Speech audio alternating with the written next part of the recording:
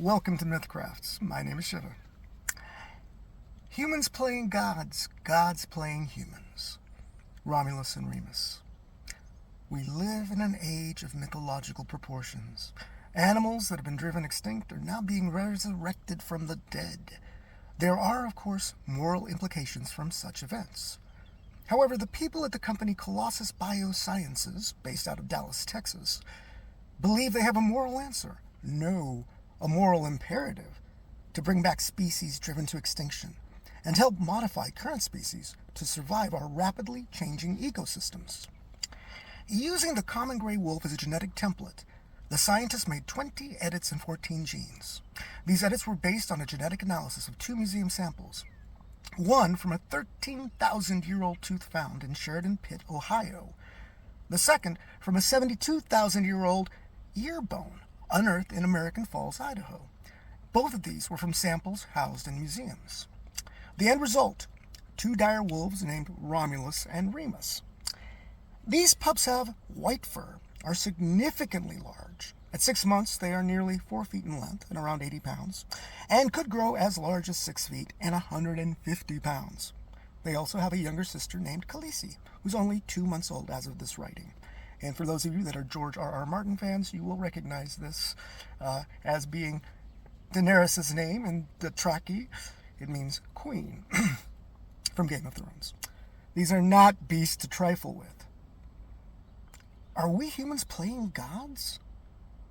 Possibly. But the wolf's mythological tales includes one about gods playing humans. Introducing Romulus and Remus, sons of Mars, and the she-wolf who nursed them.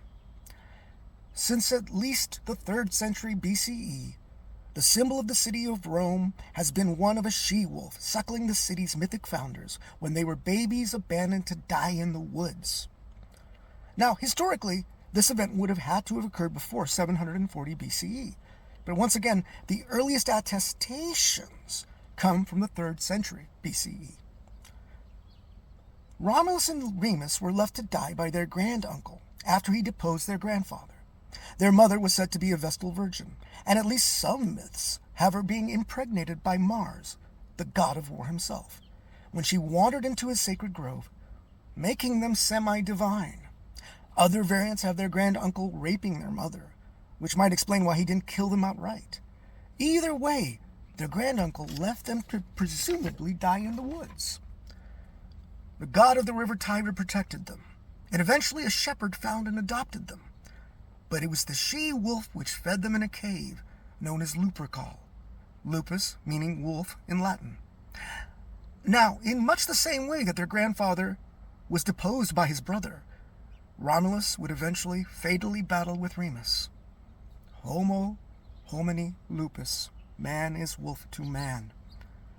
Let's hope the dire pups are more civilized. Rome collapsed under the weight of its own decadence and its own hubris. Maybe it's only fitting that in an age that is equally questionable, we have the hubris to bring back a lost species and name them Romulus and Remus. Maybe this is more than just clever naming. Maybe it's an omen of what is yet to come. The cyclical nature of history. Or maybe it's just 3 cute puppies. Only the gods and time will tell. Like, subscribe, and thank you for listening. This is Shiva for Mythcrafts. Out.